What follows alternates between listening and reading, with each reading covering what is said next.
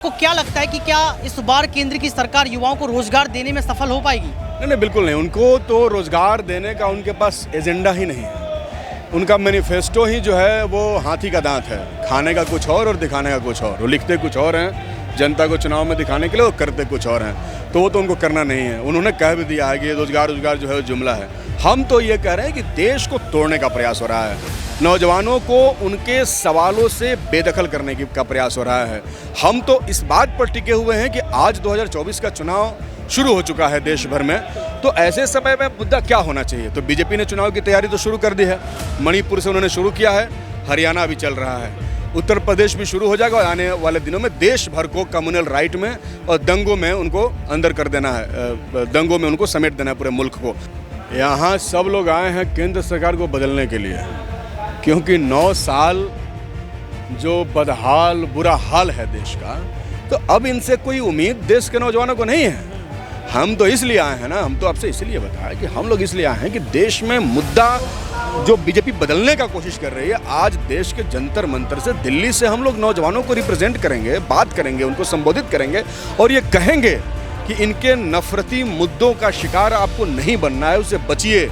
ये आपके दिमाग के साथ खेल रहे हैं। कुकी को मैतेई से लड़ाकर, हिंदू को मुसलमानों को लड़ाकर, तमाम जगहों को जातीय हिंसा, धार्मिक हिंसा और उन्माद में फंसाना चाहते हैं। क्रिया कितनी भरपूर है वो तो यहाँ आए हुए लोग भी बता सकते हैं, और आप देश भर में घूमेंगे तो लोग बताएंगे। नौकरी वही है कि हथियार थमा दो और किसी धर्म के खिलाफ लड़ा दो, यही तो नौकरी दे रहे हैं। तो इसी को शायद वो नौकरी कह रहे होंगे।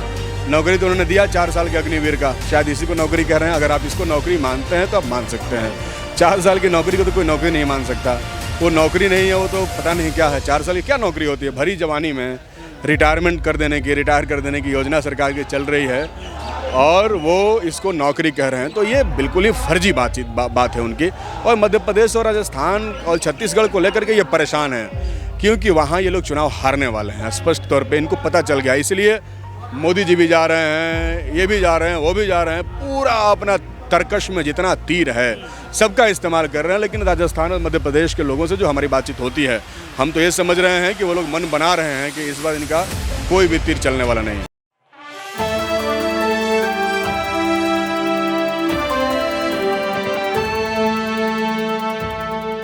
सांप्रदायिक बुलडोजर के खिलाफ युवाओं ने एक बार फिर से मोर्चा खोल दिया। ये मुद्दा युवाओं का नहीं, पूरे देश का है, क्योंकि बेरोजगारी के मुद्दे पर लगातार केंद्र की सरकार को घेरा जाता है। लेकिन इस बीच तमाम मुद्दे हमारे पास है, चाहे वो मणिपुर का मुद्दा हो, चाहे अडानी का मुद्दा हो, चाहे बेरोजगारी का मुद्दा हो, या फिर यहाँ पर संसद से लेकर सड़क तक विपक्ष को घेरने का मुद्दा हो। नमस्कार, आपके साथ मैं हूँ ऋतिक सविता। स्वागत है आपका नेक्स्ट 9 न्यूज पॉलिटिकल बाइट में। हमारे साथ अजीत जी मौजूद हैं, उनसे जानने का प्रयास करेंगे कि इस वक्त राजनीति का स्तर क्या हो चुका है। पहले अजीत जी, एक आप अपना इंट्रोडक्शन दीजिए। मेरा नाम अजीत है, आपने बताया है, और मैं बिहार से हूँ और एमएलए हूँ डुमरांव विधानसभा से।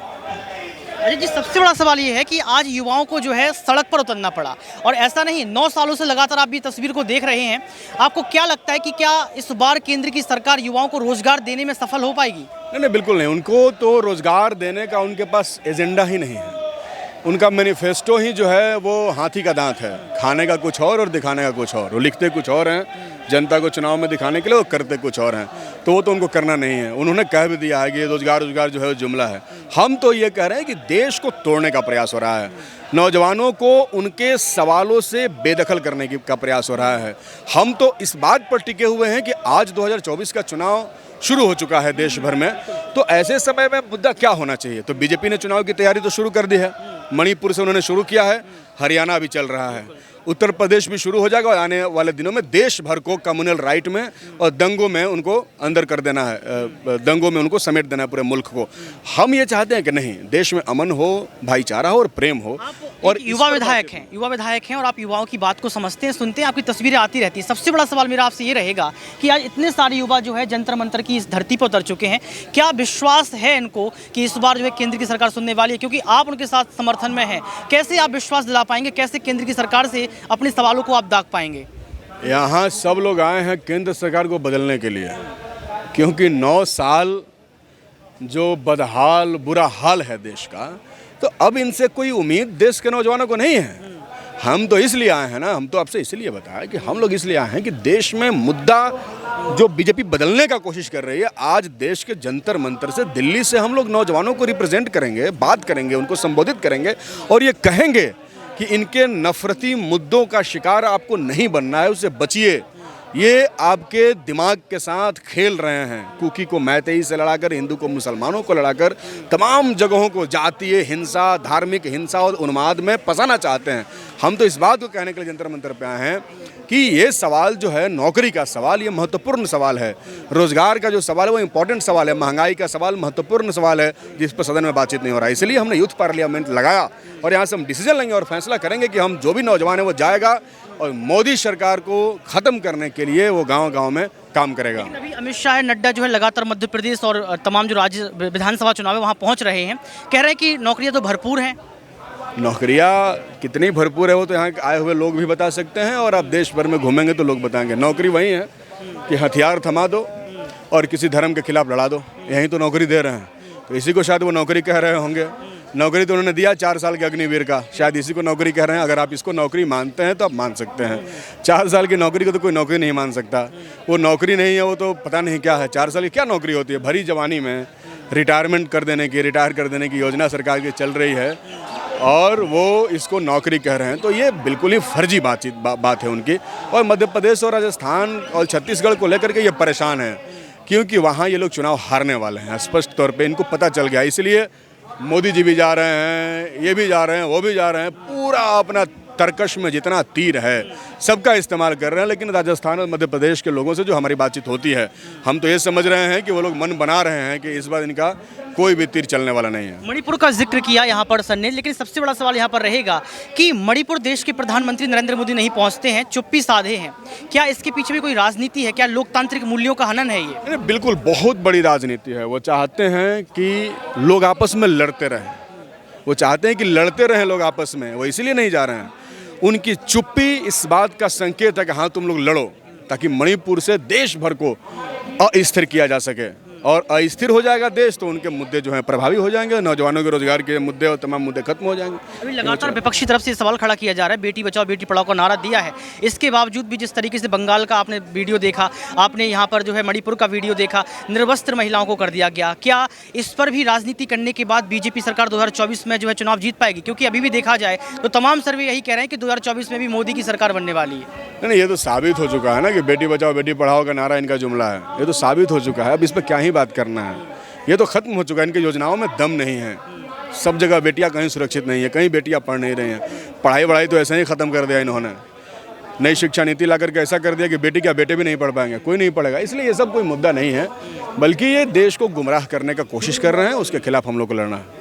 ये मेरा थोड़ा सा सवाल ये रहेगा गठबंधन को लेके कि अभी 26 विपक्ष की पार्टियां जो है इकट्ठी हुई हैं, अलायंस हुआ। क्या आपको लगता है कि गठबंधन वर्सेस इंडिया वर्सेस एनडीए की जो लड़ाई होने वाली है उसमें कौन जीतता हुआ आपको नजर आ रहा है? हाँ भाई, तो बीजेपी को ही पता है कि इंडिया जीत रहा है, इसीलिए तो वो परेशान है, हैरान परेशान है। इसीलिए देख रहे हैं ना कि जब इंडिया बनने लगा तो महाराष्ट्र में उन्होंने अपनी चाल चली, बिहार में चलने का प्रयास किया और कई सारे जगहों पर, लेकिन हम लोग तो बिहार में उनका प्रयास जो है सफल नहीं होने दिए। तो खैर वो कोशिश कर रहे हैं, उनका ये डर है, लेकिन जनता लगातार वो कह रहे हैं कि ये भ्रष्टाचारों का मिलन है, यानी कि सारे भ्रष्टाचारी जो है वो एक साथ आ चुके हैं। हाँ, अजीत पवार को तो वहीं भ्रष्टाचारी कह रहे थे। वो जो उधर कहाँ का चुनाव हुआ, असम का, उधर मणिपुर का भी जो चुनाव हुआ, और तमाम जगहों पर चुनाव हुआ, जिसको वो खुद ही भ्रष्टाचारी कह के चुनाव लड़े थे, उन्हीं के साथ मिलकर के जो है सरकार चला रहे हैं। तो बीजेपी का तो एक बात है ना कि आप अगर बीजेपी के खिलाफ हैं तो भ्रष्टाचारी हैं, आपके यहाँ ईडी के छापे मारे जाएंगे, आपके यहाँ जो है बहुत तरह की कार्रवाई होगी। और आप अगर बीजेपी के साथ हैं तो फिर कोई दिक्कत नहीं, आप पाक साफ हैं। अंतिम सवाल मेरा रहेगा आपसे कि ईवीएम को लेकर लगातार जो है सवाल खड़े किए जाते हैं, क्या ईवीएम में धांधलीबाजी पर जो आप लोग सवाल खड़े करते हैं वो ठीक है? नहीं, देखिए, हम लोग तो स्पष्ट कह रहे हैं कि अगर ईवीएम में गड़बड़ी है तो उसको जांच किया जाए और जांच करके उस पर कार्रवाई होनी चाहिए। ईवीएम में भी एक मशीन है, तो मशीन तो कभी भी गलती कर सकता है, इसमें क्या डाउट हो सकता है। इसलिए चुनाव फ्रेश होना चाहिए। Thank you. तो आप देखा यहाँ पर कहीं ना कहीं ये सवाल आज भी खड़े किए जा रहे हैं लोकतंत्र को लेकर कि अगर लोकतंत्र को बचाना तो सबसे पहले केंद्र की सरकार को ये समझना पड़ेगा कि ज़मीनी स्तर के मुद्दों पर काम करना है। और जंतर मंतर पर ये तस्वीर आपने देखी, यहाँ पर आपने लोगों को सुनते हुए देखा, विधायक को आपने सुना, उनका यही कहना साफ तौर पर है कि हम राजनीति की जो दास्तान है उसको विशुद्ध नहीं होने देंगे, लोकतांत्रिक मूल्यों का हनन नहीं होने देंगे। अब देखना ये पड़ेगा कि कैसे जो है महिलाओं को यहाँ पर उनको जो है उनके लिए केंद्र की सरकार काम करती है। और सबसे बड़ा सवाल, क्या केंद्र की सरकार इस बार रोजगार देगी? आज के लिए सिर्फ इतना ही। देखते रहिए next 9 news political bite. Cameraman Sumit के साथ ऋतिक सविता।